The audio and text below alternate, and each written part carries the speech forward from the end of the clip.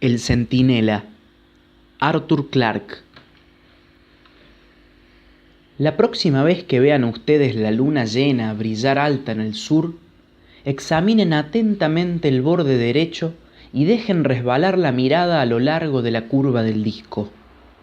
Allá donde serían las 2, si nuestro satélite fuera un reloj, observarán un minúsculo óvalo oscuro. Cualquiera que posea una vista normal puede descubrirlo.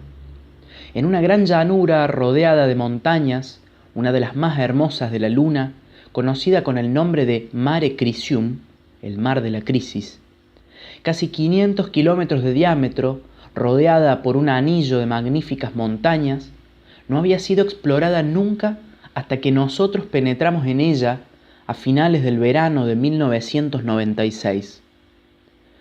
Nuestra expedición había sido cuidadosamente planeada. 2 grandes cargos habían transportado nuestras provisiones y nuestro equipo desde la base lunar del Mare Serenitatis a 800 kilómetros. Disponíamos además de 3 pequeños cohetes destinados al transporte a cortas distancias en regiones en las que era imposible servirse de los vehículos de superficie. Afortunadamente, la mayor parte del Mare Crisium es llana. No existen allí esas enormes grietas tan frecuentes y tan peligrosas en otras partes, y los cráteres o elevaciones de una cierta altura son bastante raros. A primera vista, nuestros potentes tractores oruga no tendrían la menor dificultad en conducirnos hasta donde quisiéramos ir.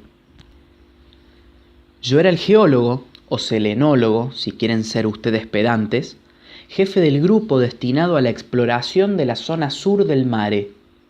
Habíamos recorrido 1,5 centenares de kilómetros en una semana, bordeando los contrafuertes de las montañas que dominaban la playa de lo que, muchos millones de años atrás, había sido un antiguo mar.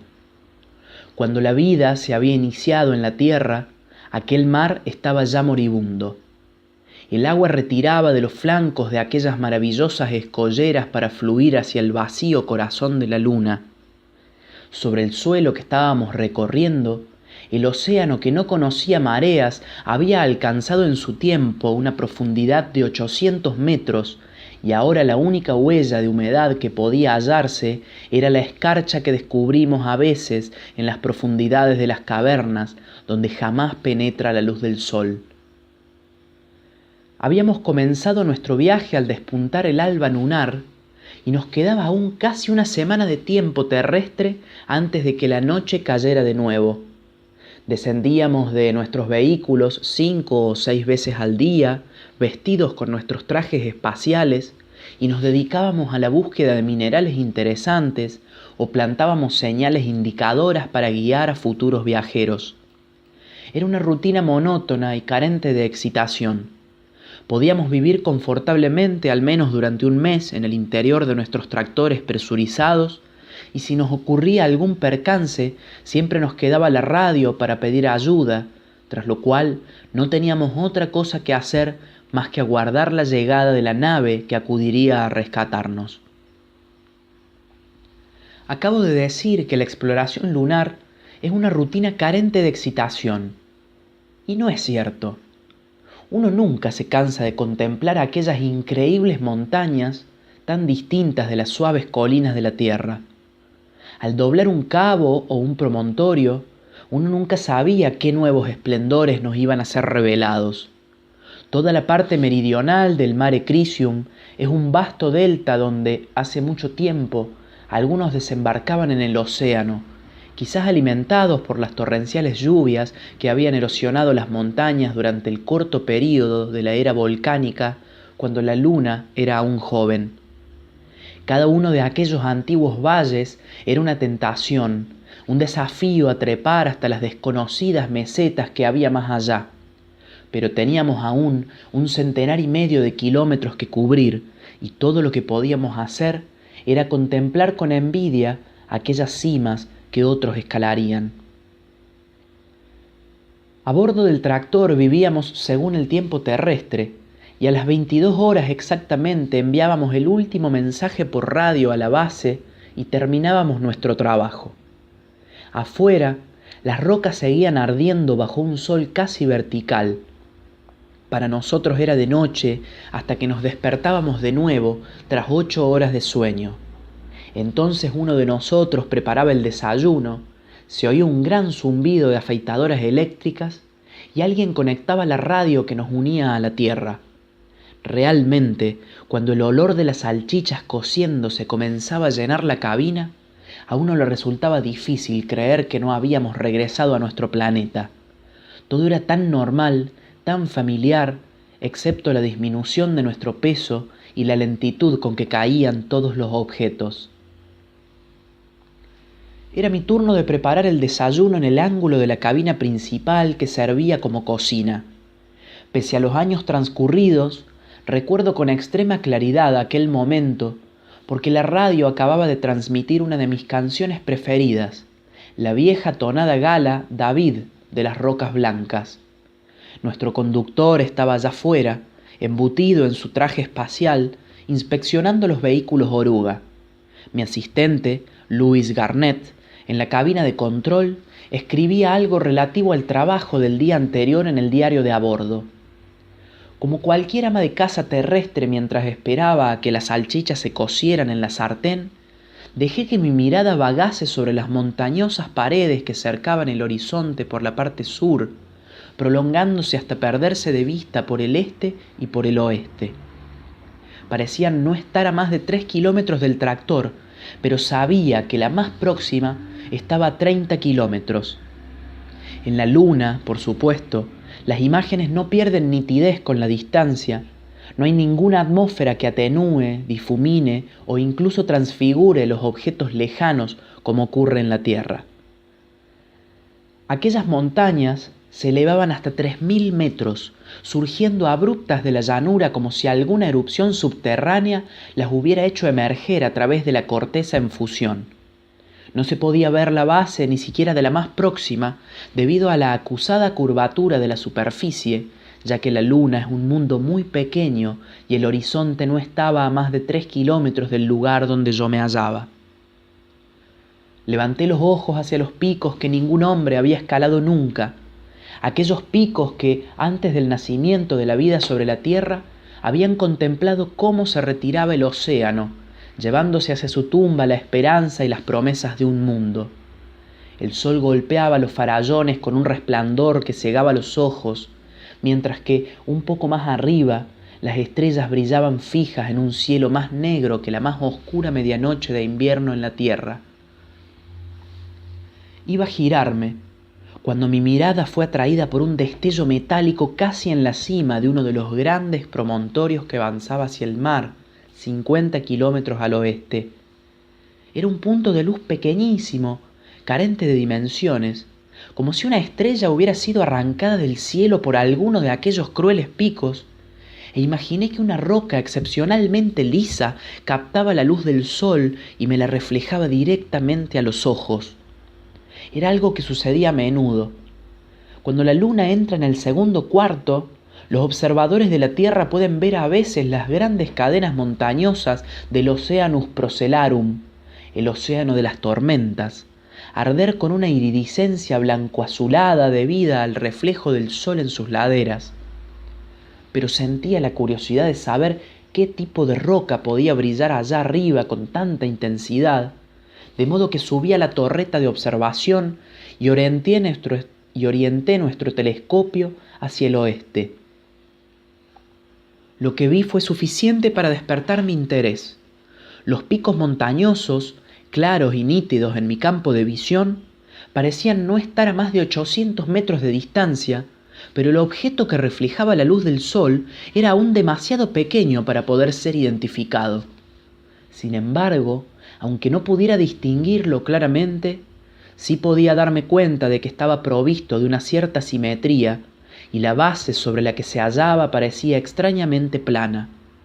Estuve observando durante un buen rato aquel brillante enigma, aguzando mi vista en el espacio, hasta que un olor a quemado proveniente de la cocina me informó que las salchichas del desayuno habían hecho un viaje de casi 400.000 kilómetros para nada. Mientras avanzábamos a través del Mare Crisium aquella mañana, con las montañas irguiéndose a occidente, Discutimos sobre el caso y continuamos discutiendo a través de la radio cuando salimos a realizar nuestras prospecciones. Mis compañeros sostenían que había sido probado sin la menor sombra de duda que jamás había existido ninguna forma de vida inteligente en la Luna. Las únicas cosas vivas que habían llegado a existir eran algunas plantas primitivas y sus antecesoras, tan solo un poco menos degeneradas. Esto lo sabía yo tan bien como todos, pero hay ocasiones en las que un científico no debe temer al ridículo. «Escuchad», dije firmemente, «quiero subir hasta allá arriba, aunque solo sea para tranquilizar mi conciencia. Esta montaña tiene menos de 4000 metros, lo que equivale a 700 con gravedad terrestre, y puedo hacérmela en una veintena de horas. Siempre he deseado escalar una de esas colinas, y aquí tengo un buen pretexto para hacerlo». «Si no te partes el cuello», dijo Garnett, «vas a ser el hazmerreír de la expedición cuando regresemos a la base. De ahora en adelante esta montaña se llamará seguramente la locura de Wilson». «No me partiré el cuello», dije con firmeza. «¿Quién fue el primero que escaló Pico y Helicon?» «¿Pero no eras un poco más joven por aquel entonces?», preguntó suavemente Luis. «Una razón de más para ir», dije muy dignamente. Aquella noche nos acostamos pronto, tras conducir el tractor hasta unos 500 metros del promontorio. Garnett vendría conmigo el día siguiente. Era un buen escalador y había participado conmigo en otras expediciones semejantes. Nuestro conductor se sintió muy feliz de quedarse guardando el vehículo. A primera vista, aquellas paredes parecían prácticamente inescalables, pero cualquiera que tuviera un poco de experiencia sabía que la escalada no presenta serias dificultades en un mundo donde el peso queda reducido a una sexta parte. El auténtico peligro del alpinismo lunar reside en el exceso de confianza. Una caída desde 100 metros en la Luna es tan mortal como una caída desde 15 metros en la Tierra. Hicimos nuestro primer alto en una cornisa a unos 1500 metros de la llanura. La escalada no había sido difícil, pero el esfuerzo al que no estaba acostumbrado había embarado mis miembros y me sentía feliz de poder descansar un poco. Visto desde allí, el tractor parecía un minúsculo insecto metálico al pie de la pared. Por radio comunicamos nuestro avance al conductor antes de proseguir la escalada. Dentro de nuestros trajes la temperatura era agradablemente fresca, puesto que el sistema de refrigeración anulaba los efectos del ardiente sol y eliminaba al exterior los desechos de nuestra transpiración. Hablábamos raramente, salvo que debiéramos intercambiar instrucciones o discutir acerca del mejor camino a seguir. No sabía lo que estaría pensando Garnett. Seguramente que era la empresa más absurda en la que se había embarcado. Yo no podía dejar de darle la razón, al menos en parte, pero el placer de la escalada, la seguridad de que nunca ningún hombre había llegado antes hasta allí y la exaltante visión del paisaje eran para mí una recompensa suficiente. No recuerdo haber experimentado ninguna excitación especial al hallarnos ante la pared rocosa que había examinado a través del telescopio el día antes desde una distancia de 50 kilómetros. Se extendía hasta una veintena de metros por encima de nosotros y allá, en aquella explanada, se hallaba el objeto que me había atraído a través de toda aquella extensión desértica. Casi con toda seguridad no era más que un bloque de roca nacido en alguna época pasada a consecuencia del impacto de un meteorito, con los planos de estratificación pulidos y brillantes aún en la inmovilidad eterna e inmutable. La roca no tenía apoyos, de modo que tuvimos que usar un garfio. Mis cansados brazos parecieron recuperar una nueva fuerza cuando lancé el anda de 3 puntas, haciéndola girar sobre mi cabeza. La primera vez falló su presa y cayó lentamente cuando tironeamos de ella para comprobar su solidez. Al tercer intento, las púas se sujetaron sólidamente y ni siquiera el peso combinado de nuestros 2 cuerpos consiguió moverla. Garnett me lanzó una ansiosa mirada. Hubiera podido decirle que deseaba subir yo primero, pero me limité a sonreír a través del cristal del casco y agité la cabeza. Luego, lentamente, sin prisas, inicié el último tramo de la ascensión. Aún enfundado en el traje espacial, pesaba tan solo 20 kilos, por lo que subí a pulso, sin enroscar la cuerda entre mis piernas ni ayudarme con los pies contra la pared. Cuando alcancé el borde me detuve un instante para saludar con la mano a mi compañero, luego di el último tirón, me hicé de pie sobre la plataforma y contemplé lo que había ante mí. Hasta aquel momento estaba casi convencido de que no iba a descubrir nada extraño o insólito allí. Casi, pero no completamente. Y era esa torturante duda la que me había empujado hasta allí. Bueno, la duda había sido disipada, pero la tortura apenas acababa de empezar. Me encontraba en una explanada de unos 30 metros de profundidad. En alguna ocasión había sido lisa, demasiado lisa para ser natural, pero los impactos de los meteoritos habían mordido y cribado su superficie a través de incontables eones, y había sido nivelada para poder sostener una estructura translúcida, burdamente piramidal, de 2 veces la altura de un hombre, encajada en la roca como una gigantesca gema facetada. Probablemente no experimenté ninguna sensación durante los primeros segundos. Luego, inexplicablemente, sentí una extraña alegría, porque yo amaba la luna, y ahora sabía que el musgo que trepaba en Aristarco y Erastóstenes no era la única forma de vida que había producido cuando era joven. Los antiguos y desacreditados sueños de los primeros exploradores eran ciertos. Después de todo había existido una civilización lunar y yo había sido el primero en descubrirla. El hecho de haber llegado con 1.000.000 de años de retraso no me preocupaba, tenía bastante con haber llegado. Mi cerebro comenzaba a funcionar de nuevo normalmente, analizando, planteando preguntas. ¿Qué era aquella construcción? ¿Un santuario? ¿O alguna otra cosa que en mi lengua no tenía nombre? Si era una construcción habitable, ¿por qué la habían edificado en aquel lugar casi inaccesible?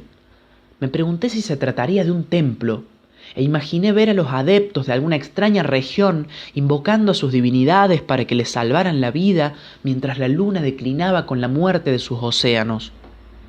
Avancé unos pasos para examinar más de cerca el objeto, pero la cautela me impidió acercarme demasiado. Entendía un poco de arqueología e intenté establecer el nivel de la civilización que había aplanado aquella montaña y erigido aquellas superficies resplandecientes que me cegaban aún. Pensé que los egipcios hubieran estado en condiciones de erigir una construcción como aquella siempre que sus operarios dispusieran del extraño material que aquellos arquitectos aún más antiguos habían utilizado. Debido a que el objeto era relativamente pequeño, no se me ocurrió pensar que probablemente estaba examinando el producto de una raza más avanzada que la nuestra. La idea de que en la luna hubieran existido seres inteligentes era ya bastante difícil de asimilar, y mi orgullo se negaba a dar el último y más humillante paso. Y luego observé algo que hizo que los cabellos se me erizaran en la nuca, algo tan trivial e inocuo que quizá cualquier otro nunca lo hubiera visto. Ya he dicho que la explanada había sido torturada por la caída de los meteoritos, de tal modo que estaba recubierta de una espesa capa de polvo cósmico, ese polvo que se extiende como un manto por la superficie de todos los mundos en los que no existen vientos que puedan turbarlo. Sin embargo, tanto el polvo como las señales dejadas por los meteoritos terminaban bruscamente en el borde de un amplio círculo en el centro del cual se hallaba la pirámide, como si un muro invisible la protegiera de las inclemencias del tiempo y del lento pero incesante bombardeo del espacio. Sentí que alguien estaba gritando en mis auriculares y finalmente me di cuenta de que Garnett me estaba llamando desde hacía rato. Avancé con paso vacilante hacia el borde de la explanada y le hice señas de que subiera, porque no me sentía muy seguro de ser capaz de hablar. Luego me giré de nuevo hacia el círculo en el polvo. Me incliné y tomé un fragmento de roca y lo lancé, sin excesiva fuerza, hacia el brillante enigma. Si la piedra hubiera desaparecido al chocar contra aquella invisible barrera, no me hubiera sorprendido, pero se limitó a caer al suelo, como si hubiera chocado contra una superficie curva. Ahora sabía que el objeto que tenía ante mí no podía ser comparado con ninguna obra de mis antepasados. No era una construcción, sino una máquina que se protegía a sí misma a través de unas fuerzas que habían desafiado la eternidad. Aquellas fuerzas, cualesquiera que fuesen, seguían funcionando aún, y quizás yo me había acercado demasiado a ellas. Pensé en todas las radiaciones que el hombre había capturado y dominado en el transcurso del último siglo. Por lo que sabía, podía hallarme incluso condenado para siempre, como si hubiera penetrado en la atmósfera silenciosa y letal de una pila atómica no aislada. Recuerdo que me giré hacia Garnett, que se había reunido conmigo y permanecía inmóvil a mi lado. Me pareció tan absorto que no quise molestarle y me dirigí hacia el borde de la explanada, esforzándome en ordenar de nuevo mis pensamientos. Allí, delante de mí, se extendía el Mare Crisium, extraño y fascinante para casi toda la humanidad, pero conocido y tranquilizador para mí. Levanté la mirada hacia la hoz de la tierra que yacía en su cuna de estrellas y me pregunté qué habían ocultado sus nubes cuando aquellos desconocidos constructores habían terminado su trabajo. ¿Era la humeante jungla del Carbonífero, la desierta orilla de los océanos sobre la que reptaban los primeros anfibios para conquistar la tierra firme? ¿O un período más anterior aún, el período de la soledad antes de que la vida iniciara su desarrollo? No me pregunten por qué no intuía antes la verdad, que ahora parece tan obvia. En la excitación del descubrimiento me había convencido a mí mismo de que la aparición cristalina debía de haber sido construida por una raza que había vivido en el remoto pasado lunar, pero de pronto, con una terrible fuerza, me traspasó la certeza de que aquella raza era tan extranjera a la luna como lo era yo. En el transcurso de 20 años de exploraciones no habíamos hallado ningún otro rastro de vida a excepción de algunas plantas degeneradas. Ninguna civilización lunar, aún moribunda, podía dejar tan solo una única prueba de su existencia. Volví a mirar la resplandeciente pirámide y me pareció más extraña que nunca a cualquier cosa perteneciente a la luna. Y entonces, de golpe fue sacudido por un estallido de risa histérica provocado por la excitación y por la excesiva fatiga, porque me había parecido que la pirámide me dirigía la palabra y me decía: «Lo siento, pero yo tampoco soy de aquí». Hemos necesitado 20 años para conseguir romper aquel invisible escudo y alcanzar la máquina encerrada en aquellas paredes de cristal. Lo que no hemos podido comprender lo hemos destruido finalmente con la salvaje potencia de la energía atómica, y he podido ver los fragmentos de aquel hermoso y brillante objeto que descubriera allí, en la cima de la montaña. No significaban absolutamente nada. Los mecanismos de la pirámide, suponiendo que lo sean, son fruto de una tecnología que se halla mucho más allá de nuestro horizonte, quizás una tecnología de fuerzas parafísicas. El misterio continúa atormentándonos cada vez más, ahora que hemos alcanzado otros planetas y sabemos que solo la Tierra ha sido cuna de vida inteligente en nuestro sistema. Una civilización antiquísima y desconocida perteneciente a nuestro mundo no podría haberla construido, ya que el espesor del polvo meteórico en la explanada nos ha permitido calcular su edad. Aquel polvo comenzó a posarse antes de que la vida hiciera su aparición en la Tierra. Cuando nuestro mundo alcanzó la mitad de su edad actual, algo que venía de las estrellas pasó a través del sistema solar, dejó aquella huella de su paso y prosiguió su camino. Hasta que nosotros la destruimos, aquella máquina cumplió su cometido, y empiezo a intuir cuál era. Alrededor de 100.000 millones de estrellas giran en el círculo de la Vía Láctea, y hace mucho tiempo otras razas de los mundos pertenecientes a otros soles deben de haber alcanzado y superado el estadio en el que ahora nos hallamos nosotros. Piensen en una tal civilización, muy lejana en el tiempo, cuando la creación era aún tibia, dueña de un universo tan joven que la vida había surgido tan solo en una infinitésima parte de mundos. La soledad de aquel mundo es algo imposible de imaginar. La soledad de los dioses que miran a través del infinito y no hallan a nadie con quien compartir sus pensamientos.